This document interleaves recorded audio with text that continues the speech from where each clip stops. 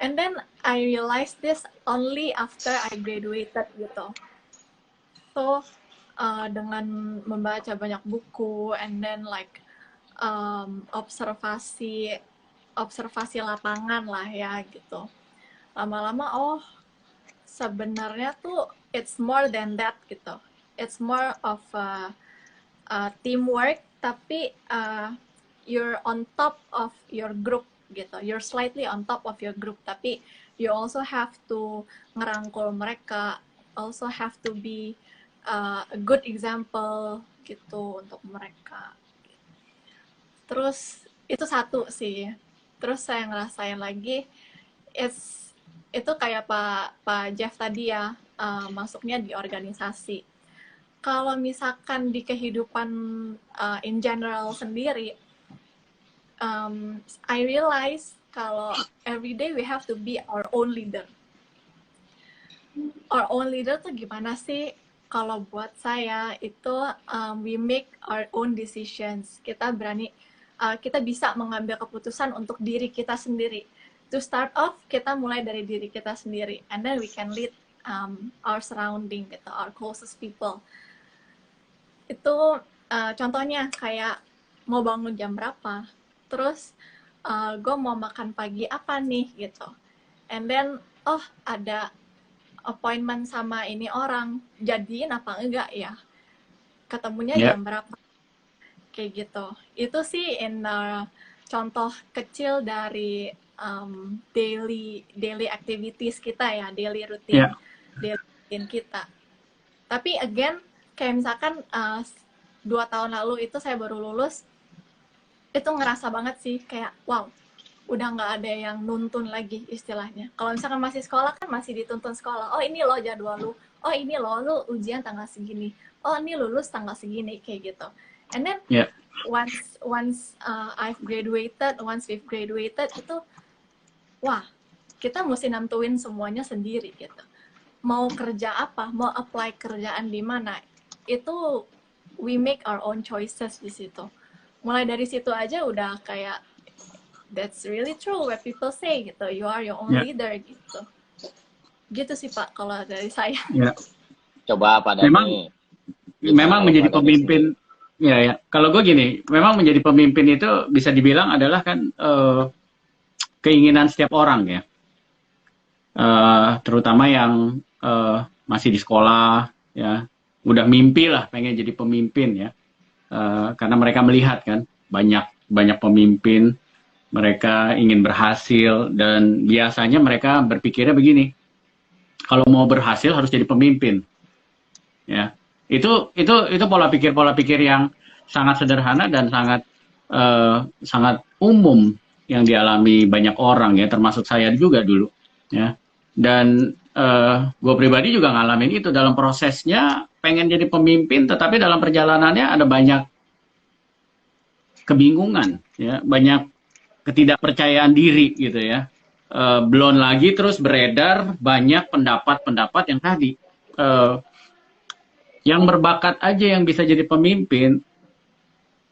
Lalu ada juga pendapat gini, kalau lu nggak berbakat, nggak apa-apa, lu bisa belajar, tapi lu nggak akan sehebat yang berbakat itu, gitu.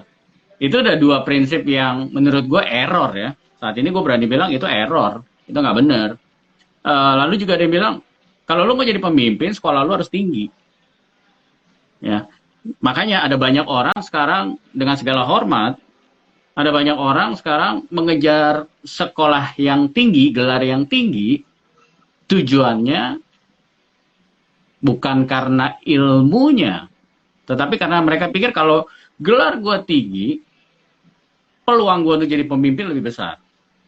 Dengan segala hormat, ya. Jadi saya tidak menyalahkan sekolah tinggi ya, tentunya akan mendorong orang sekolah setinggi-tingginya, tetapi harus dengan alasan yang tepat, ya. Terus ada juga bahkan yang parahnya begini. Karena kan waktu itu gue begitu lulus, terus gue langsung kerja. Jadi hitungan berapa bulan gue lulus terus langsung kerja, ya. Nah, pada saat gue mulai kerja, banyak tuh omongan yang beredar di kiri kanan gue, ya, bahwa lo kalau mau jadi pemimpin paling tidak pengalaman lu minimum harus 3 tahun. Gitu loh. Jadi seolah-olah faktor yang menentukan bahwa lu bisa jadi pemimpin itu minimum 3 tahun, minimum sekolah lu ini, lu harus punya bakatnya. Dan jujur menurut gue ini apa ya, membingungkan orang-orang, membingungkan generasi yang lagi berusaha menjadi pemimpin gitu loh. Nah, kayak tadi lu berdua bilang ini, secara apa ya, secara natural, secara alami kalau kita perhatikan kehidupan ya, anak kecil lahir, ya, pastinya kan mereka akan dibimbing sama orang tuanya ya, makanannya orang tuanya yang pilih, bajunya juga, segala macam pasti ditentukan sama orang tuanya. Tapi beranjak mereka semakin dewasa, akhirnya mereka kan mulai egonya juga timbul, dan akhirnya mereka berusaha untuk memilih makanannya sendiri, pakaiannya sendiri, ya kan? Dan memang itu adalah proses yang secara natural memang itu kayak tadi Pak Jeffrey bilang, itu alam semesta mengaturnya memang seperti itu. Tuhan sudah mengaturnya memang seperti itu. Kecil perlu dibimbing, sampai dewasa mereka harus bertanggung jawab untuk menentukan pilihannya sendiri. Ya. Jadi ketika kita sekarang sebagai orang dewasa, harusnya kan kita memberi ruang kepada mereka. Ya, kayak tadi Fania bilang, kita harus memilih mau sekolah jurusan apa, ya kan? Karena kita juga nggak mau dipilihin terus kan? Ya, kita punya ego biasanya, ya. Mau makan di mana, mau pergi sama siapa, mau nonton film apa, dan itu kita berbicara soal keputusan. Makanya buat saya, kepemimpinan itu berbicara erat kaitannya dengan pengambilan keputusan. Nah, ada banyak orang sekarang sering menyalahkan orang lain. Oh, gara-gara ini nih, hidup gue jadi begini. Oh, gara-gara ini. Padahal kita nggak boleh lupa bahwa kita diberikan pilihan untuk membuat keputusan. Ya. Dan keputusan itu tanggung jawab kita.